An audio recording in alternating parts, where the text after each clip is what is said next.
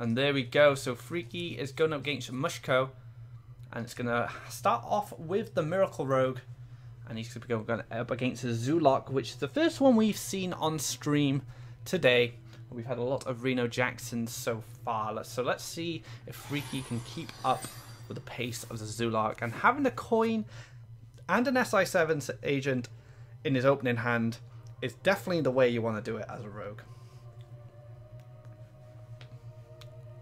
Shadow Strike is a card that is very good against the new Councilman. It just clears it out perfectly. So I'm sure this card will have a major impact. But nothing can probably come down from Freakeh this turn. Gonna see a Peddler. 1 of 2 come down from Fzmushko.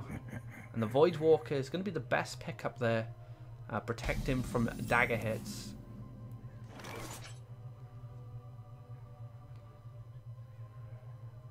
So Freakeh could be very patient here. He could just dagger up, and then next turn he has access to that Shiv, and that will clear out the Dark Peddler. If he wants to save that coin to get his Azure Drake down on 4, and then get the Harrison on 5. So that's something to consider as well.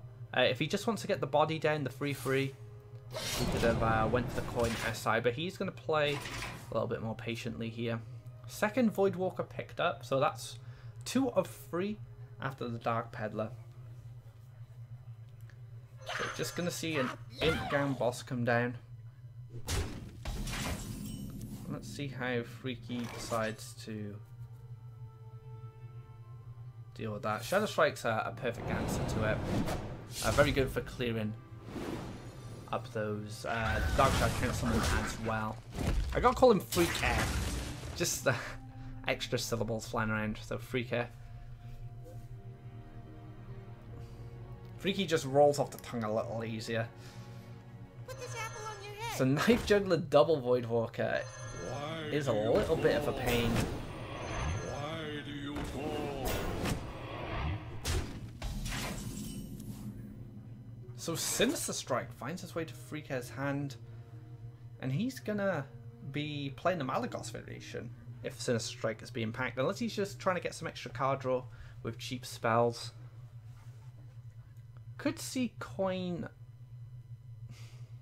So you could see coin SI7 into Shiv. You could just go for Sinister Strike now to activate the SI7 and clear up 1 of the 1/3s. You could coin into Azure Drake, but no, he's going to go for the Shiv. I don't blame him. Oh no, he's going for the Eviscerate. So very respecting Zoo's board presence by taking out those 2 health minions. So Direwolf Alpha won't be enough to push to clear this SI, but Power Overwhelming will be a card that can do that. Although he could take the Mortal Coil, and then he has a Direwolf Alpha as well. I believe he's on 5. Yeah, so he's probably going to just slam a Direwolf Alpha down, use one of these Voidwalkers, and then he could use the Mortal Coil. He could hold on to the Mortal Coil and play the Possessed Villager and let the SI7 hit the Voidwalker for itself. Depends how much fear he has of an SI7. At this point, I wouldn't mind just a Possessed Villager. You're almost certain an SI7 is going to run into one of these. But Backstab could definitely ruin some plans. Backstab on the Direwolf makes him have to use extra minions to clear up the SI7. Very nice. So Freakeh very aware that what he picked up from Peddler might allow him to clear this SI a little better. But now we have the Argus picked up, and if he had played the Possessed Villager on the other side, he could Argus that guy up. We're just going to go for the Councilman, get the buff from the Villager popping open into that Demon.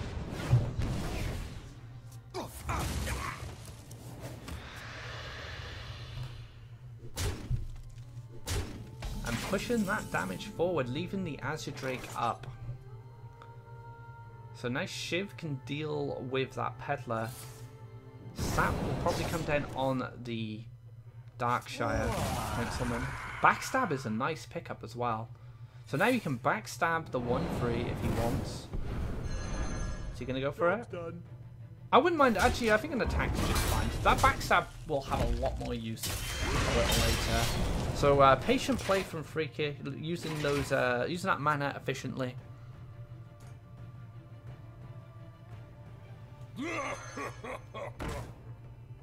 My shield for Argus. And second Sap is going to deal with that with no problem at all. And although the Zoolock had a very strong start, the Rogue has been given enough time to just deal with all the threats and gather the answers that he needs to fight back this Zoolock.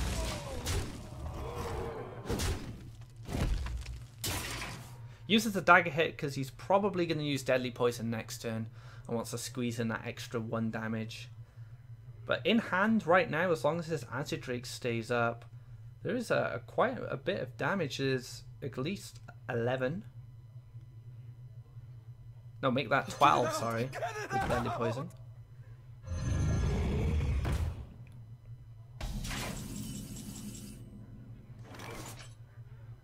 And is that lethal?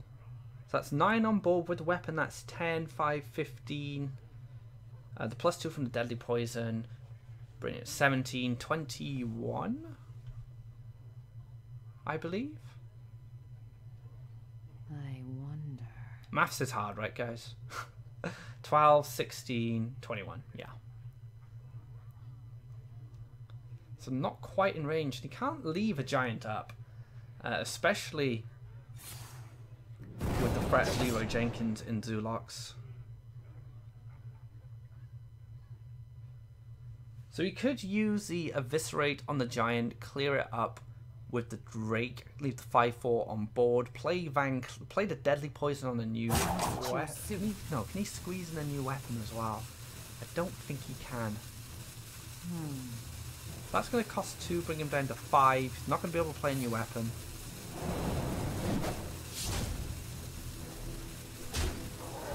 With the Deadly Poison, so he can just play Van Cleef, re-dagger it back to the 1/1.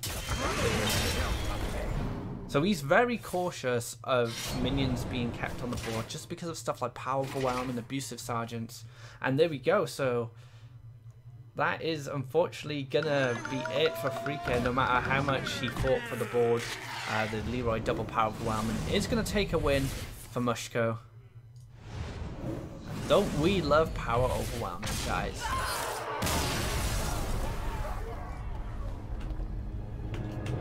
There we go. So Freakeh goes down 1 game and Fzmushko takes the first match with the Zoolock. It was very close though. Freakeh had a slower start than Fzmushko and he managed to stabilize, but that second overwhelming pickup was just too much and Leroy was able to close the game out. It's a little unfortunate for Freakeh, but Fzmushko takes his first win against a professional player. And that must feel good if you're playing in a tournament like this. So, big props to him for taking that win. Just going to check over the bracket to see what happened. So Nick Slay did drop out 3-1 to a Korean player named Lojo, and he's playing against Hallmark. Let's see. Powder is currently 0-2 against M. Palo. So the SK boys have been given a run for their money at the moment. We're going into the next game and Freakeh is packing that Hunter, mid-range Hunter, which has recently come back into popularity. And there we have an aggro shaman. Well, it's looking very aggro at the moment. Maybe totems. We haven't had enough information just yet. So kind of a slow start for Freakeh off that mulligan. He does have tracking to find that 2-drop, but he may have to throw away some important resources. And let's see what these options are. Oh, that is brutal. That is a brutal track in. Both Call of the Wilds and an Eagle Horn Bow. Call of the Wild is such a huge swing card. And now Freakeh needs to figure out, does he need Call of the Wild to win this game? Or does he need Eagle Horn Bow to stop early pressure?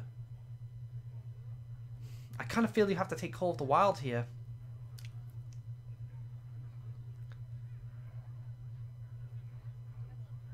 Yeah, he goes for it. I don't blame him. As much as an Eagle Horn Bow would be useful at this point in the game, you just want to have that on 8 to swing the game back into your favour. But Quick Shot does line up quite nicely with that Flame Juggler, and he does find the Animal Companion for next turn. So a curve is being generated in Freakeh's hand, and he will be able to play that Call of the Wild. There's a Doom Hammer waiting for Fzmushko as well, so he's finding the pieces he needs to be able to push that damage. Second, Feral Spirits plays it off the top. Gonna clear out that Huffer. The play is fast now, everyone kind of knows what they're up to, just playing on curve. Vested Wolves, it's got a great card that's going to be able to deal with these feral wolves, but the Flame Tongue Totem is going to make things a little awkward, because now he's going to have to lose his Infested Wolf. He might just use the Deadly Shot here and pray it goes right down the middle.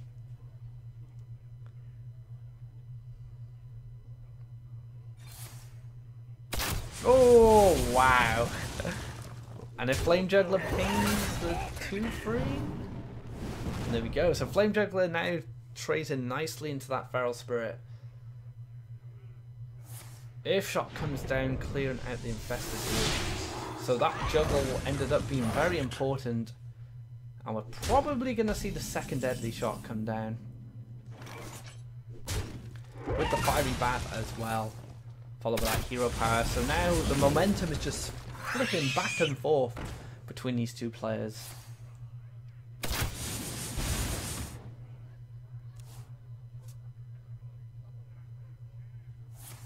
Feral Spirits into the Argent Squad. Can't play the Doom Hammer to clear up those two ones. But now things are curving out really nicely for Freakeh. Kodo right off the top. Oh, doesn't get the Feral Spirit, but he is able to clear up one of them at least. Leaves one of them on 1 health. So he had the good Deadly Shot, but kind of lackluster Kodo. So balance has been restored.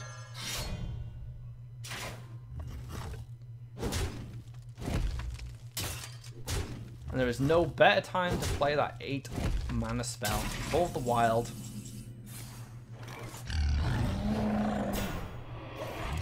But there is an element of destruction to answer this, and the damage can still be pushed by the Doom Hammer.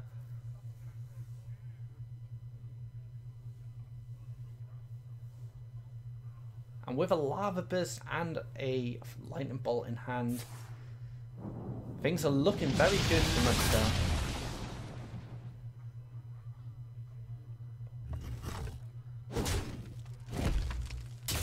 So Lethal is available to Fzmushko for next turn. Freakeh needs to... Well, I don't think there's anything he can do actually, unless he rips Reno Jackson off the top. And that's not going to be a Reno Jackson. And Fzmushko takes another game here with this Aggro Shaman, playing these very aggressive decks in what is probably one of the most control-based meta games we've ever had.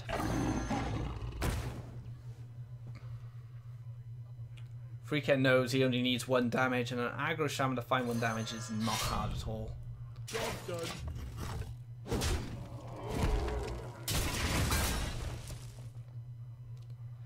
And even the Overload lines up perfectly with the Lava Burst. There we have it. Fzmushko taking his 2nd game with these aggressive decks. And Freakeh is on the back foot and is going to need to climb back into the series and find a win. But Fzmushko is down to his last deck, as this is Conquest mode. So we'll have to see if he brings another aggro deck. Maybe Pirate Warrior, Aggro Paladin. A lot of options in the aggro archetype.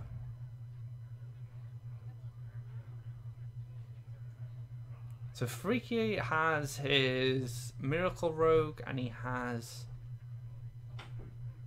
still has his Hunter. So he still has kind of a mystery deck. You might just line that up now, as this is a single elimination, so this is his tournament life on the line.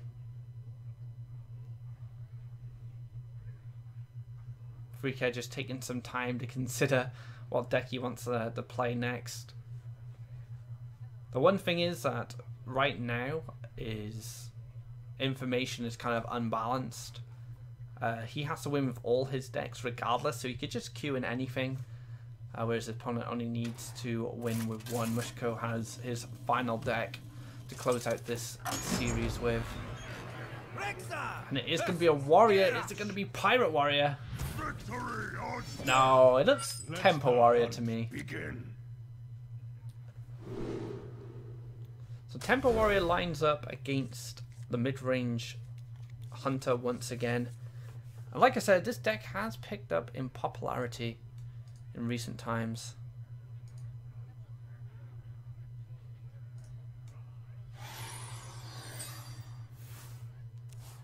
And Tempo Warrior is a very powerful deck at the moment. I think a lot of people have considered it to be one of the stronger decks in the metagame. And it can even pack some of the powerful late game cards that Control Warrior have access to, which is what makes it so frightening. It has such a powerful early game, but then it still has kind of the raw power of the Control Warrior decks, having like Varian and Grom and Rag and stuff like that. Just even Ysera is finding its way in the Tempo Warrior these days. 6-0 reached top 8 Legend with a Tempo Warrior pack in Ysera. Help with those control matchups.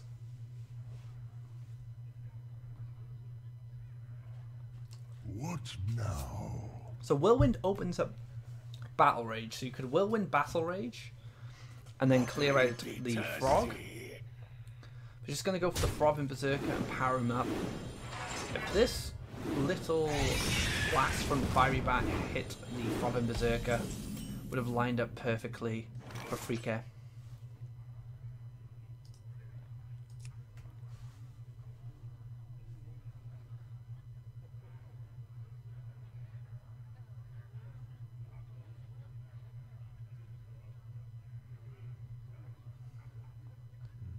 Tough turn. He could use the Unleash the Hounds. That clears the board.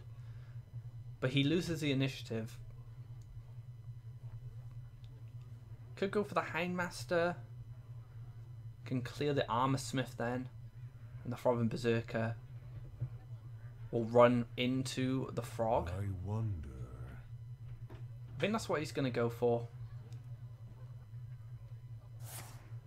I prefer to Unleash the Hounds because the problem with Unleash the Hounds is you lose the board. Oh, we can just clear the Frobin. It could have been a little bit more dangerous and clear the Armor Smith and allowed the Frobin to run in, but an Execute would have been a bit of a pain. Speaking of Execute, Fzmushko has 2 of them in hand.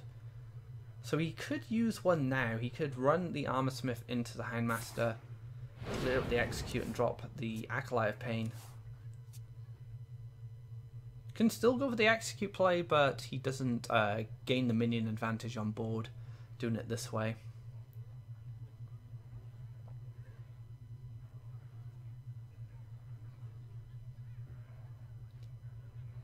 What is he considering?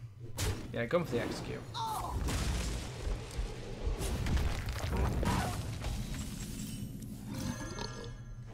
And just a huge toad from Freakeh's side of the board. That Eagle Horn Bow is just waiting to be harassed at this point.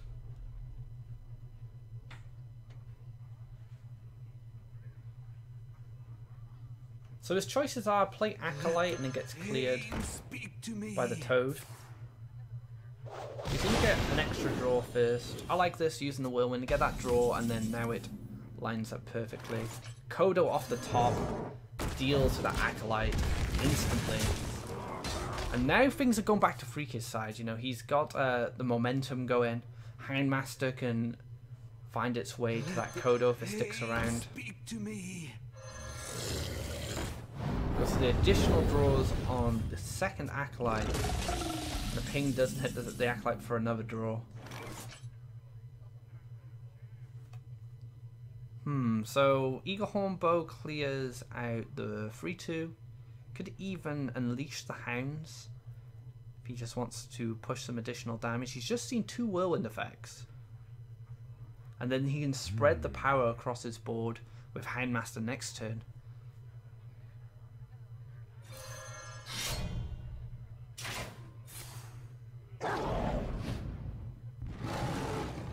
I like this play.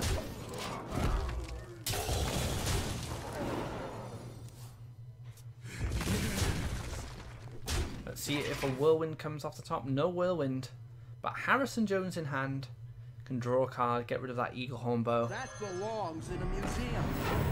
Could play 2 Blood to Ica here and get 2 Slimes. He just picked up an Armor Smith though, so Armor Smith's not a bad play either. It does challenge the Hounds at least. But he's going for the double. This is fine. I think this is actually better because you put more power on board. But I could see a benefit of going for Armor Smith and playing that a little bit more cautiously. So Houndmaster Quickshot seems to just to play from here. Houndmaster, one of your dogs. Clear the Harrison. Oh no, he's just going for High Main. Okay. Could have went for a more board clear line of play, but he's just going to slam that High Main, knowing how durable it is. And just right again slammed right down. And where's it going to go? Hits the High Main. Oh, what an amazing draw. So Houndmaster onto a Hyena, clear the 1 slime, use the other Hyena to trade, and then Deadly Shot to finish off that rag.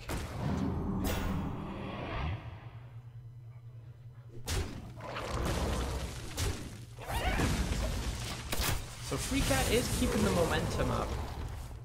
There's a lot of options in Mushko's hand. He's got 2 Bloodhoof Brave, so a lot of defensive options. He also has access to a weapon as well through Malkorok.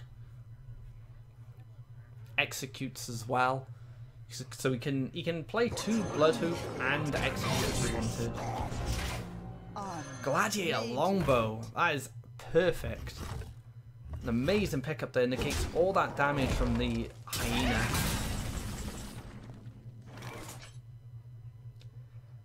No beast on board to utilize that kill command. So Ooze deals with the weapon. So we could go for kill command quick shot on Malkorok. And that gets him a card draw as well.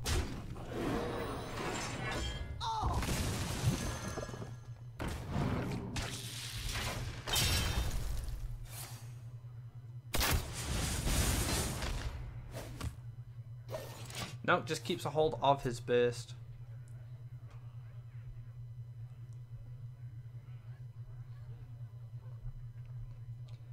So now double Bloodhoof Brave will protect this Malkorok.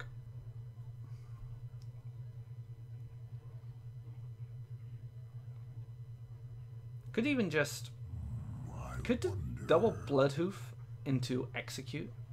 I have an axe to grind. If he really wants to play super safe. Oh, just goes to the clear Houndmaster. I like it. That is not the draw you want to see. He can clear the board. Well, most of the board at least. He's going to leave the Malkorok alive. So, kill command into Bloodhoof.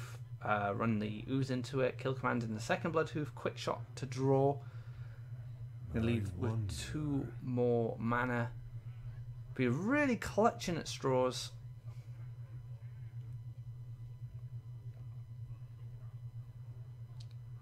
I think it has to be done.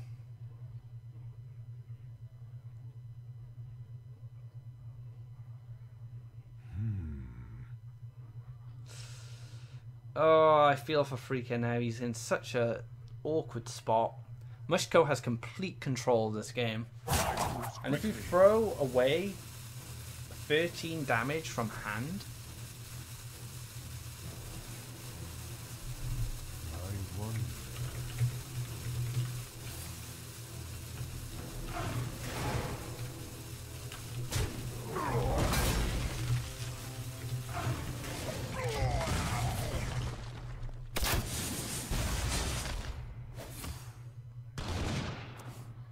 into Animal Companion. Well, it's something.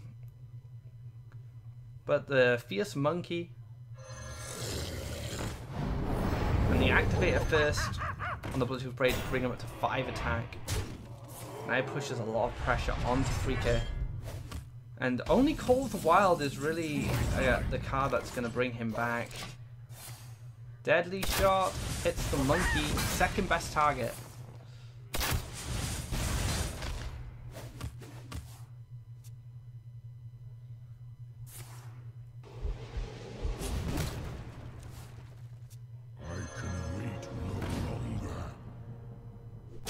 And this is probably going to be it for Freakeh. His run is going to be over unless he draws something that can save him. And Fiery Bat isn't going to be the card. And Fzmushko takes a 3-0 win over Freakeh, eliminating one of the SK boys from the top 8.